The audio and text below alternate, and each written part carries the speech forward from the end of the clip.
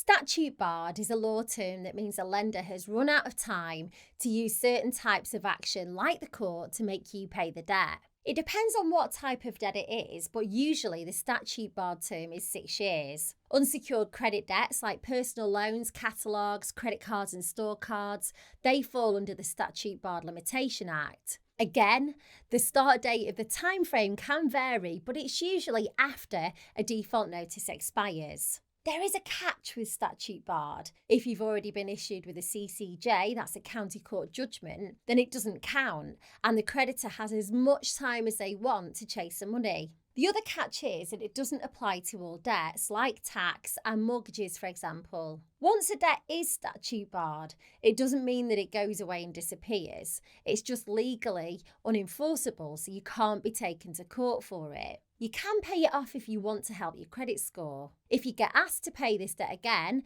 telling the creditor it's statute barred should mean that they leave you alone. If you live in Scotland, the rules are slightly different. Statute barred is usually over a 5-year period instead of 6 for things like credit cards and personal loans. But for mortgage and council tax debts, it's 20 years. If you've got debts and you feel overwhelmed, don't worry, there are options available to you, even if your debts aren't statute barred. Some of these solutions might mean that you don't have to pay the debt in full. I'll run through them quickly here. Now, there are pros and cons, but there may be one or two that work out for you. So first up, debt management plans. They're an informal agreement that you make with the creditors to pay back your debts at a lower and more affordable rate. Normally, that means paying less each month, but over a longer time frame. The catch is that you can't include all your debts in a debt management plan. So things like credit card debt, personal loans and an overdraft, they can all go in. But court fines and mortgage arrears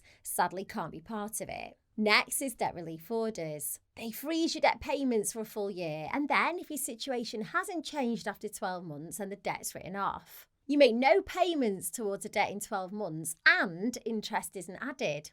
Pretty good, right? Sadly, debt relief orders have strict eligibility criteria. So, for example, you can't own anything of significant value like a house, and you can't have more than £2,000 in savings. Another option is offering a final settlement. If you happen to have access to a large lump sum, you can offer that to the debt collectors or the creditors they work for. It might not be for the full amount you owe, but sometimes they'll be willing to write off the remaining debt because you'll be saving them the time chasing you down for payments each month.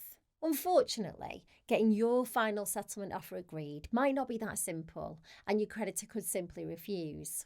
Individual voluntary arrangements are another way to deal with debt collectors. It's a formal agreement between you and your creditors to reduce your payments to one simple payment each month.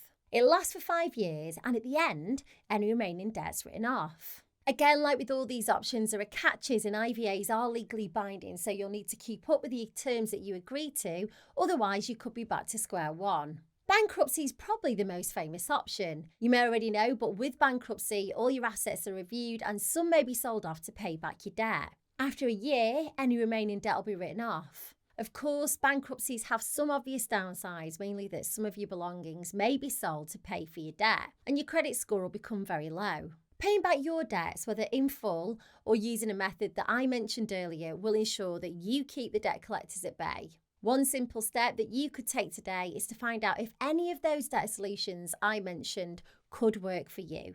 In the description of this video, I've linked to a form on my new website. It's got a few multiple choice questions like how much debt do you owe and how many people do you owe. At the end of the form, it'll connect you to a company that I've partnered with to provide you with all the information that you need about debt solutions that are available. So click the link below, check it out, and let me know how you get on.